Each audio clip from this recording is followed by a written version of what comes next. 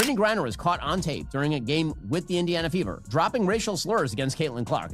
The Women's National Basketball Association, a league striving for greater prominence and respect, now finds itself teetering on the edge of a monumental crisis, one that threatens to overshadow any on-court excitement.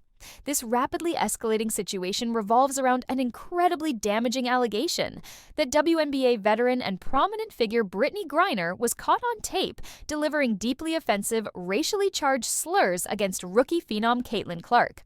This isn't merely about heated trash talk in the heat of competition.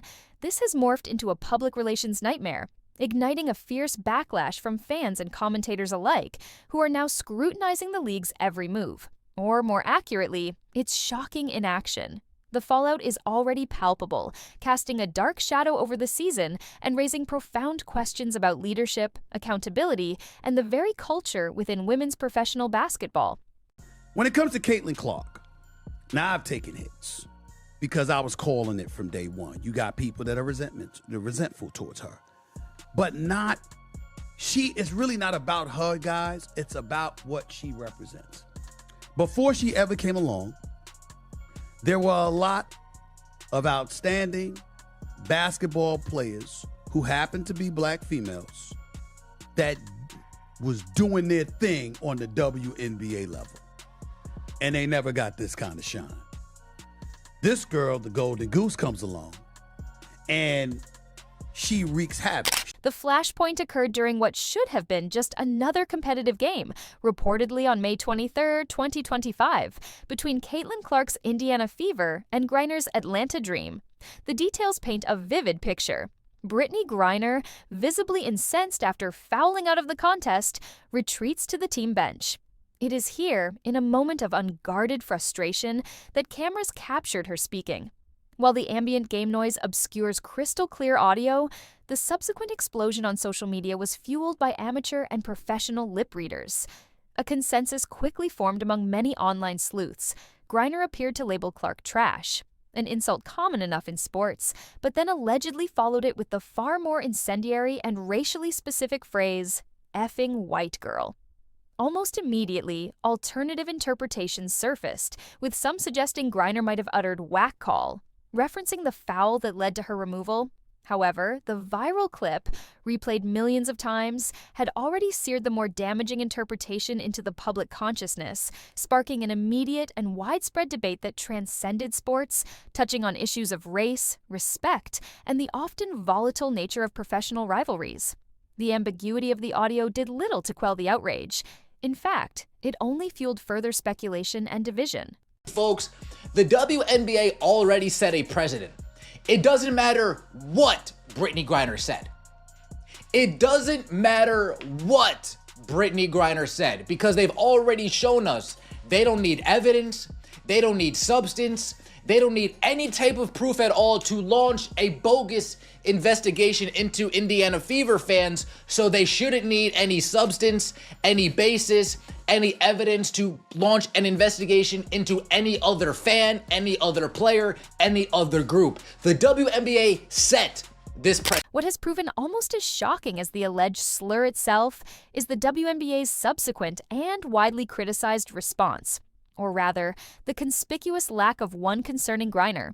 Despite the video evidence circulating globally, despite the clear public demand for clarity and accountability, the league headquarters has remained eerily silent on investigating Griner's specific actions.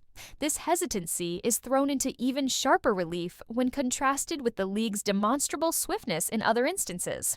For example, the WNBA launched a nearly 2-week investigation into entirely unsubstantiated and ultimately debunked claims of racist taunts from Indiana Fever fans. Critics immediately pointed to this discrepancy, arguing it paints a damning picture of selective enforcement and inconsistent standards. The perception, fairly or unfairly, is that the league is willing to aggressively pursue some allegations of misconduct while turning a blind eye to others, particularly when a star player like Griner is involved, leading to furious accusations of a blatant double standard that undermines the league's credibility. This perceived hypocrisy has become a central theme in the unfolding drama. That we were talking about earlier today. And it doesn't take a lot of genius to lip read Brittney Griner, whose voice, by the way, is about as low as mine is, calling her trash and an effing white girl. Now, of course, if Caitlin Clark had ever suggested the same in reverse, using black as opposed to white in that sentence, that'd be the end of her WNBA career. But Brittney Griner is going strong. Adding considerable volume to the chorus of criticism is the influential voice of ESPN commentator Stephen A. Smith. Known for his forthright and often fiery opinions, Smith has not minced words in his assessment of the situation. He has publicly and repeatedly condemned Griner's alleged behavior, labeling it unacceptable. But his criticism extends far beyond a single player's actions. Smith has taken aim at the WNBA's leadership, accusing the league of cowardice for its failure to address the Griner incident head-on and for what he sees as an absence of accountability. Commissioner Kathy Engelbert has been a particular target of Smith's ire, with the commentator lambasting her for, in his view, failing to adequately protect all players, including Clark, and for not upholding the fundamental integrity of the sport. Smith's powerful platform ensures his critiques reach a massive audience, amplifying the pressure on the league and shaping public perception of its handling of this crisis. Clearly, she's not remembering who they let out to get her back. The merchant of death. The merchant of death. An arms dealer that wanted to kill American citizens, according to the reports. That's who they let out. Mm-hmm. For her. You would think that you would be smiling, you would be ecstatic, you would be happy, and something like this wouldn't faze you at all. The fact that it does is disturbing. I'll leave it at that. Stephen A. Smith, along with a growing number of observers, has advanced a compelling, if unsettling, theory to explain the hostility directed at Caitlin Clark, positioning the Griner incident as a symptom of a much larger issue. The narrative suggests that Clark, often referred to as the golden goose for her unprecedented ability to draw fans, viewers, and revenue to the WNBA, is inadvertently stirring deep-seated resentment among some veteran players. The argument posits that many established WNBA athletes, particularly black women who have dedicated years to the league, often playing in relative anonymity and for significantly less compensation and recognition, feel overlooked and are now resentful of the intense, almost singular focus on a white rookie. As Smith articulated, "You got people that are resentful towards her, but it's really not about her, guys. It's about what she represents." This isn't just about on-court performance. It's about visibility, marketability, and a perceived shift in who the league and media are choosing to celebrate, touching on raw nerves related to race and recognition in professional sports. Okay, we're not going to sit here and act like Brittney Griner was not in a Russian jail a couple of years ago. You know what I'm saying? So maybe she's still trying to adjust to regular stuff. But for you to be confused why fans are showing up to a basketball game and not to do their taxes or their homework. It's hard for me to understand it. The controversy surrounding Brittney Griner is further complicated and intensified by her own recent, highly publicized and politically charged past. It was only in 2022 that Griner was at the center of an international diplomatic incident, detained in Russia on drug-related charges. Her eventual release was secured through a controversial prisoner exchange involving Viktor Bout, an infamous Russian arms dealer known as the Merchant of Death, a man reportedly responsible for fueling conflicts and linked to plots against Americans. One might assume that such a harrowing experience and a return to freedom and her career on home soil would engender a profound sense of gratitude. However, Stephen A. Smith and others have pointed to comments attributed to Griner where she reportedly complained about the increased fan presence and noise levels at WNBA games, an ironic complaint given that this surge in interest is largely driven by players like Clark. Smith characterized these remarks as ungrateful and dismissive, particularly for someone who had been, as he phrased it, rescued by the U.S. government. This backdrop makes her alleged outburst against Clark seem even more jarring, and has led to questions about her current mindset and appreciation for her platform. Brittney Griner was in a Russian prison. You would think that somebody who is now free, back in America, on home soil would not have too much to complain about, especially something like this. Fans in every sport. She described the fans. Yeah. It doesn't matter what sport you are. It doesn't matter what sport you pick. That's how fans act in every arena. The alleged verbal attack from Griner is not viewed in a vacuum, but rather as part of a disturbing pattern of treatment Caitlin Clark has reportedly endured since entering the WNBA. Numerous commentators and fans have observed that Clark has been subjected to what they describe as unusually aggressive, almost targeted physical play from opponents. There's a persistent narrative that veteran players are trying to welcome her to the league with an excessive level of physicality bordering on intimidation. If Griner's alleged comments are confirmed, it would represent a significant and alarming escalation, moving beyond the physical into the realm of direct, personal, and racially charged verbal confrontations. This perceived systematic targeting of the league's most marketable asset raises serious concerns about the professional conduct within the WNBA and whether there's an environment that tacitly permits such behavior against its rising stars, potentially jeopardizing player safety and the league's image. Now, so the way that it works is if no racism happens in the stands, the WNBA does a full investigation. If there are hard fouls on Caitlin Clark every night and Brittney Griner is using slurs, like pretty openly, against Caitlin Clark, then it's racism to even pay attention to any of that. You see, everything has to end in racism. If you were to create a flowchart, what it would look like is something racist didn't happen, therefore investigate racism. Or something maybe racist happened but was against a white person. You mentioning this is also probably racism against black people. If you want to get people never to watch the WNBA, this is an amazing way to do it. Truly an amazing way to do it. Because if the league is going to be rooted in this sort of nastiness with regard to its only real star, good luck to them. And we'll see what the viewership is like in the WNBA. Truly, truly idiocy. The WNBA's apparent reluctance to address the Griner allegations becomes even more problematic when considering its own public-facing initiatives. Just days before this incident exploded, the league had launched its No Space for Hate campaign, a program explicitly designed to combat racism and foster an inclusive, respectful environment for players and fans alike. Critics are now fiercely arguing that the league's deafening silence on the Griner situation effectively eviscerates the credibility of this campaign.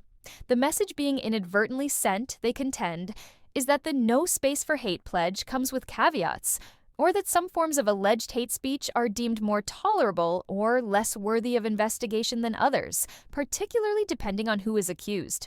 The "what if the roles were reversed?" question has been posed countless times. If Caitlin Clark, or any white player, had been caught on tape uttering a similar racial slur against a black player, would the league's response be as passive? The overwhelming consensus among critics is that the reaction would have been immediate, severe, and unequivocal, further fueling the explosive accusations of double standards and selective moral outrage. Did you catch that? Brittney Griner calling Caitlin Clark trash and a effing white girl during a game? Now, imagine if the roles were reversed. If Caitlin had called Griner trash and followed it with effing black girl. The outrage will be instant. Headlines, public backlash, suspensions, and major sponsors pulling out. But because it was said to a white athlete, many are brushing it off or even laughing.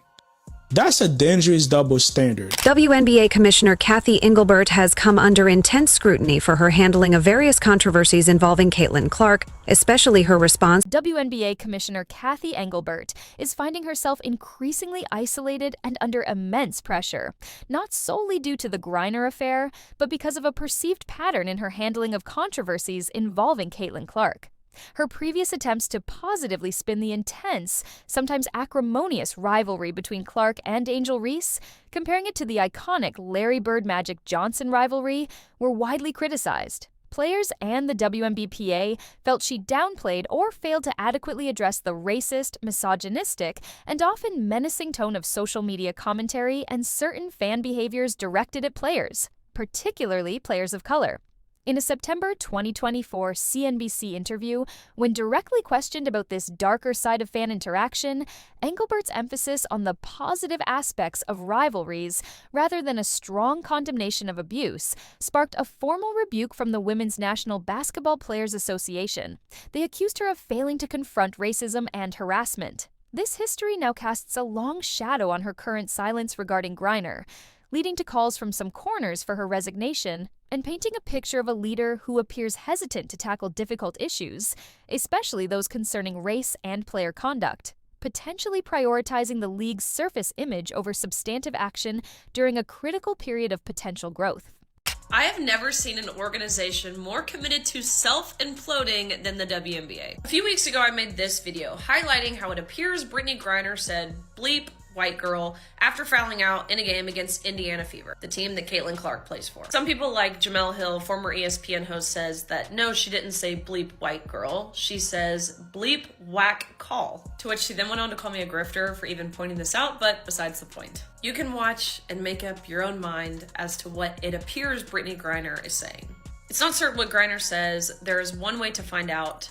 Ask Brittney Griner. However, no one has done that except for Outkick. It's been over 2 weeks since Griner said this. Instead, the WNBA was investigating a bogus race hoax made up by Angel Reese about Indiana Fever fans. The Caitlin Clark effect on the WNBA is empirically undeniable and truly staggering. Her transition from a record-shattering college career at Iowa to the professional ranks has brought an unprecedented wave of attention and revenue to the league. Arenas are selling out, not just for Fever home games, but wherever Clark plays. Television ratings for WNBA games featuring Clark have skyrocketed, often dwarfing previous viewership numbers. Merchandise sales, particularly for Clark-related items, have exploded, with fanatics reporting a 450% increase for the WNBA overall, and Clark herself being the top-selling player. According to reports, league attendance was up nearly 50% in the previous year, with Indiana leading all teams with an average attendance of over 17,000, a staggering 319% increase from the year prior. Even other teams saw double-digit percentage growth. These are not just numbers. They represent a transformational opportunity. Yet, this very success, this intense spotlight, is reportedly a source of significant internal friction. Some veteran players, it's suggested, feel that Clark's success is overly hyped by the media or that she benefits from a different standard of treatment. While Clark's popularity is undeniably lifting the entire league, leading to benefits like charter flights for all teams, increased media coverage, and the potential for higher salaries across the board, this undercurrent of resentment and jealousy threatens to sabotage the WNBA's golden moment from within. Just in the short amount of time that I watched, I remember back a while back before Caitlin was in this, of all these female professional players bitching about not getting paid what the men do, and then it was made clear that when you have the draw, when you can bring in the money, the revenue, the advertising dollars, then you'll get paid more money. Caitlin Clark has made that happen for the entire league, but these girls are doing everything in their power to destroy the golden goose that benefits them as a collective. And the referees, it looks like somebody has paid these high school referees to basically ignore any foul. The sense of a league attempting to manage, or perhaps even suppress, uncomfortable narratives was further fueled by an incident involving media access. Outkick, a media organization known for its often provocative and conservative-leaning sports commentary, reported that their application for media credentials to cover a game involving Brittney Griner's team, the Atlanta Dream, was denied shortly after the controversy erupted. The official reason given was very limited space. However, Outkick stated they had not previously encountered such difficulties obtaining credentials from major professional sports leagues. This led to immediate speculation that the denial was not a logistical issue, but rather a deliberate attempt to prevent journalists, particularly those likely to ask probing questions about the Griner incident, from gaining direct access. Whether true or not, the perception of a league or team actively working to avoid scrutiny and control the flow of information only adds to the atmosphere of distrust and secrecy surrounding the WNBA's handling of these sensitive matters. How do we know this? Attendance for the entire league was up nearly 50% last year. According to data from across the timeline, and Indiana led all teams with an average attendance of 17,035. That was up 319% from the year earlier. 319%. 319%. All other teams still grew by double-digit percentages. So let's not forget that. But they didn't grow by 319%. That was Caitlin Clark, which means she's largely responsible for the overall league attendance records. Merchandise sales were also up 450% for the WNBA, according to Fanatics, and Clark was the top-selling player and is fifth among athletes across all sports. The Weed Outkick applied for media credentials to cover Brittney Griner's team, the Atlanta Dreams, game on June 6th, to which, shocker, they denied us. We've never had trouble getting media credentials with any professional sports league in the past, but wouldn't you know, now they suddenly have very limited space, which is total baloney. They just want to suppress any sort of uncomfortable inquiries from media. In conclusion, the explosive allegations against Brittney Griner and the WNBA's subsequent handling of the Caitlin Clark situation have done more than just spark a debate. They have ripped open deep fissures within the league, exposing profound anxieties and conflicts over leadership, accountability, racial dynamics, and professional resentment. Stephen A. Smith's relentless and pointed criticism has given voice to a vast segment of fans who perceive a troubling double standard in how player misconduct is addressed. Commissioner Cathy Engelbert's leadership is now facing its most severe test, as her stewardship during this pivotal era of potential unprecedented growth for women's professional basketball is being widely questioned. The WNBA stands at a precarious juncture. The energy and attention brought by Caitlin Clark offer a once-in-a-generation opportunity for expansion and mainstream appeal. However, these internal conflicts, coupled with perceptions of inconsistent governance and a failure to protect its brightest stars equitably, seriously threaten to derail this momentum.